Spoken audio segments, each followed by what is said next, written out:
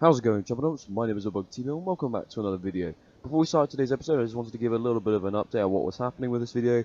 This is effectively my second time recording this one because I've been sort of messing around with my new computer and stuff, and so effectively that explains why it's a day late. But without further ado, let's get straight into this. This is going to be the legendary set overview for the Mystic set. Perhaps one of the weakest sets in the entire game, but you know, whatever. We have a close-up on the screen right now, as you see there. It's very similar to the Bright Lord set. Of course, the Bright Lord set has sort of got more of a goldy, and like essentially it's got more saturation effectively on the armor, whereas as you see this one's got more of a faded sort of theme. The cloak, for example, has only got blue on the very outside, it's just overall kind of just greyish. And so it looks somewhat okay, but in comparison to the Bright Lord set, it just looks a bit trash. And of course the Slaughter set, which has the same armor sort of style, which looks infinitely cooler with like the red and the gold, but hey, of course, as you see there, the weapons there, they are exactly the same as Calibrimbor's weapons. Like they're like the Mystic set, like they're used to represent like the Elven thing when you play using the Calibrimbor Wraith, and they've got a very blue handle. But yeah, pretty much, guys, I'm gonna get into the gear review and talk about my suggested build, and yeah, let's get straight into it. Alright guys, as you see here on the screen we have the Arcane Sword, level 81 so 172 damage, and a rare sword design with mystical properties. Of course the description for these are all pretty awful. Yeah, well without further ado, let's get straight into the abilities. Wraith Execution Chains attacks that consume 40% less focus, that's pretty cool, and then of course we've got the 10% critical hit chance, which is also very strong. One thing I wanted to clarify, it wasn't my last episode, it was my dark themed episode. There seemed to be a bit of controversy about the difference between these abilities.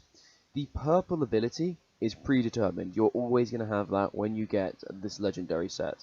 However, the secondary effect is random, however it can be influenced by how you kill a captain, and you can change it. I was suggesting that these armors, if I say an armor set is bad or good, it is entirely reliant on the purple effect and then the set bonus. If I ever talk about a secondary effect, I'm only going to be talking about it to say whether or not that is a good secondary effect or it's a bad secondary effect. I'm not like, for example, I said 10% critical hit chance is very good. It doesn't mean you necessarily have to have it. There are also some very other good ones, like 40 health on critical hit. That's also a very strong one. So really, it's when I say a set is bad, I'm mainly looking at the purple and the set bonus, but I talk about the secondary effects just because I'd like to just sort of give my opinion on what the secondary effects should really be for the set. But of course, I don't have access to all the secondary effects, so you know it's sort of a bit limited. But yeah, on that note, let's move on. We have the Arcane Dagger. This is doing 1300 damage, and this time Wraith Chain stealth attacks consume 40% less focus. So yeah, as you see, there's a bit of a trend here. They of course all the chain attacks so far are causing or consuming less focus, and that of course is the same for the bow, which as you see there, it causes the Chain of Shadows to consume 40% less focus. Both the dagger here and the bow are causing fire damage, which is okay. I mean, curse or poison is usually better, but or frost rather. Frost is also very strong. But as you see here, the Arcane Bow is a regular bow. It isn't a long bow, so as you see there, the range attack is going to be much lower. However, the Elf Shot is at the max. It's at max level 15 Elf Shot, so, you know, that's very high. So you can actually be going for ages, especially if you get the secondary effect, which allows you to gain more Elf Shot as you're firing at people, which is pretty cool. But yeah, unfortunately, because it's just a regular bow, you won't be able to like hit multiple enemies with the same strike, and so therefore the crowd control on this bow is significantly reduced. Moving on, we have the Arcane Armor. This one reduces the Cool Followers cooldown by 25%, and then this one gives me 250 health recovery per captain kill, which is pretty awful. Moving on, we have the Arcane Cloak. This reduces the Cool Followers cooldown again, and this one increases damage dealt by beast allies. So, of course, these are pretty much the same in terms of their like purple effect, and if you like calling in lots of followers, that's kind of cool. One thing I would like to suggest is using this setting with the machine set, so you can continuously summon in sappers, because unfortunately when you summon in the sappers, they blow up and then you don't get to use them again for like pretty much the entire fight, which is pretty disappointing, whereas using this set would allow you to continually summon them in. But in terms of the secondary effects, health recovery on captain killed is awful, and increased damage dealt by beast allies, although that would be very strong if you pair it with the prestige skill. I don't really use beasts that much, I just sort of like go in and just mess people up with executions, so for me, increased damage dealt by beast allies is pretty weak. Moving on, and we have the final sort of piece. We have the final piece in the gear. Oh, sorry guys. And this one reduces the cooldown, followers thing cooldown by 25% again. So that's a total reduction of 75%. Very, very high. And this of course means allied orcs take 50% less damage. So as you see, equipping all three of these little, like, I guess armor pieces. I mean, I don't know if the rune counts as an armor piece, but that effectively gives you a 75% reduction in your cool followers. So of course, as I said, if you pair this with the machine set, you'll be able to summon in continuous like sappers, or if you run the Narskull set, you'll be able to summon a bunch of undead. It's really up to you, and I do believe the cool followers also applies to spiders. However, spiders have been nerfed in regards to the way that they work. It doesn't allow them to effectively kill captains as well. And of course the instant kill bug has been removed, so spiders aren't nearly as good anymore, but this reduction still applies to spider summoning. But yeah, having a look at the set bonus here, we have Dominated Grunts take 50% less damage, so of course paired that with Allied Uruks, you're getting a 100% reduction on damage. However, when it says Dominated Grunts, you need to dominate them. So if you start a siege and you know you have a bunch of guys behind you, they don't get the damage reduction because you didn't dominate them yourself. And the same thing goes for the set 4 out of 4 bonus, where Dominated Grunts gain Curse Weapons. If this meant every single grunt that was on your side, like Allied Grunts, had Curse Weapons, this set would be really, really strong. But this only applies to Dominated Grunts, which means you have to run Domination to even use the set's bonuses. And I'm not even getting into how awful the chain abilities are. Like, this set overall is not particularly strong.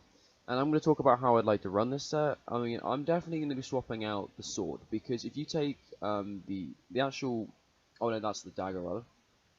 The Wraith Chain Execution is just not as strong as Ceaseless Might, because the fact is you can either get 2 back-to-back executions on a captain, or you can execute a grunt and then chain it onto a captain.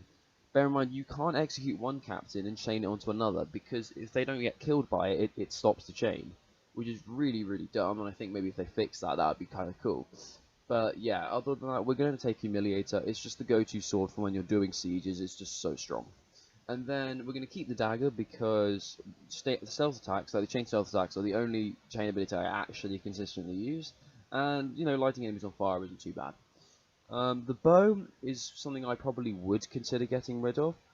Chain of Shadows is even worse than it was when the game came out.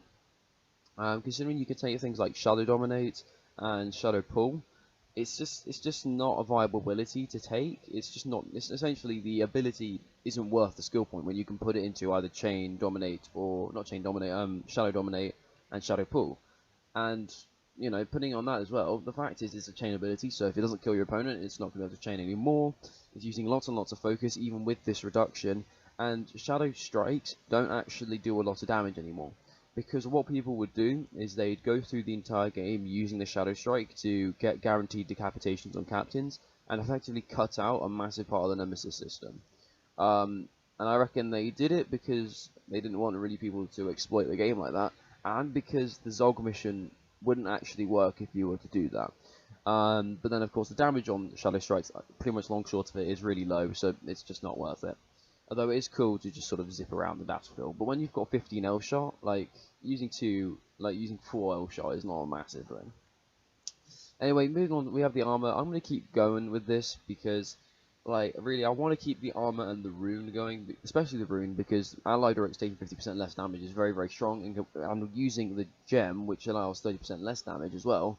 You know, that's very making your guys very, very tanky, and of course if they become undead, then they're still on your side, so they're going to be even tankier. But we will be getting rid of the Arcane Cloak. Effectively, the increased damage dealt by beast allies just isn't worth it for me. And considering you can take, the Mask of the Undying over this cloak, it's just an obvious trade. Of course, the Mask of the Undying was recently changed in a patch, and effectively, now what happens is you still get the unlimited focus, so you're still immortal, but you can no longer gain might from zipping through people. So yeah, it's not completely broken now. You can't just like continually zip through a captain and then execute him. You actually have to come out of that sort of immortality state to get attacks in. So it is slightly more balanced, I would say, but it's still easily the best thing in the entire game. And yeah, guys, this is pretty much the build I'm going to be running for this set. Of course, I've got all damage gems because we're playing on brutal difficulty because we're an absolute sweat. And let's have a quick look at what character stuff I'm going to be running. As you see there, here's my current loadout. I could take the Chain Executions, but I'm just not. It's just awful. And I don't actually have Chain of Shadows. Well, I could buy it now, but because this is my second time recording it, I've actually already done the gameplay. And I'm just saying I don't have it. I didn't have it in the gameplay, so I'm not going to bother buying it now. We're going to be running default Elven Light, 'cause it looks cool. And yeah, pretty much guys, that's how it works. I'm just going to put another point into story procedure, don't know why, but yeah, this is pretty much the build I'm going to be running using the set. I'm going to play the siege now, so you can see me get some mad kill streaks going, just like slashing up captains left, right and centre. And yeah, pretty much guys, I'll talk about what I think my overall opinion of the armour is at the end, so I'll catch you in a bit. No man has held back the shadow as long as you, Talion. As long as you endure, hope remains.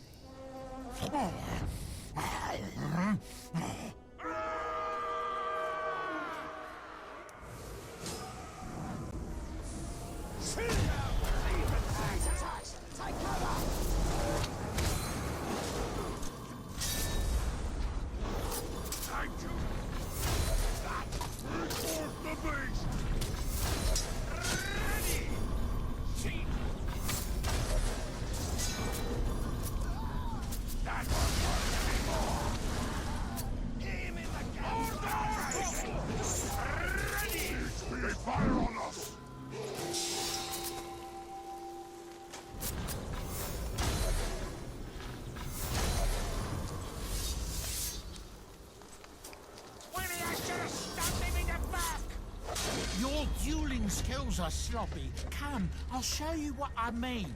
Of course, showing you means killing you in this case.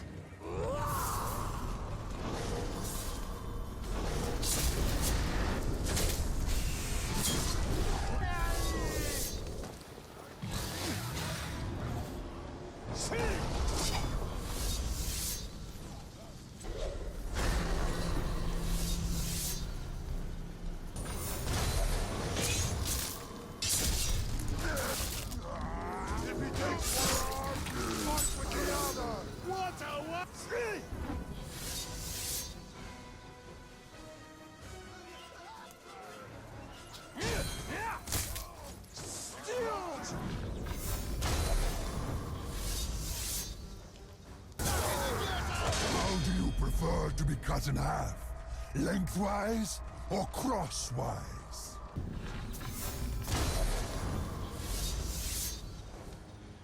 Charge! Fire attack!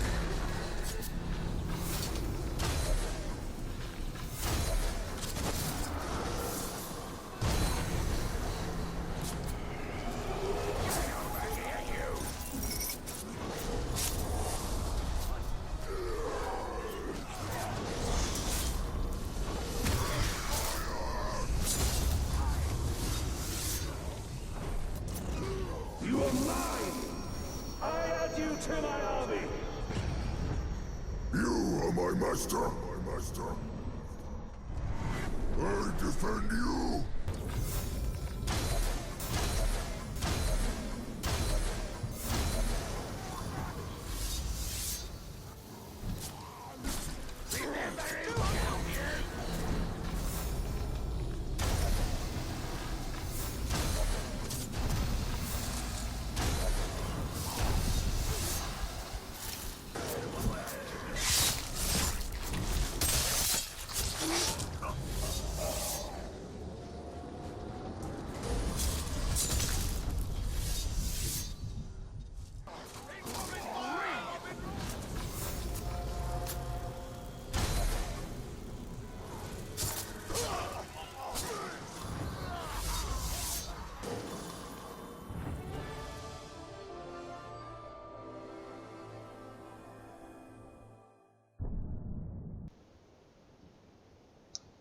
Alright guys, that was the siege. As you see there, we were going absolutely ham using this Mystic set.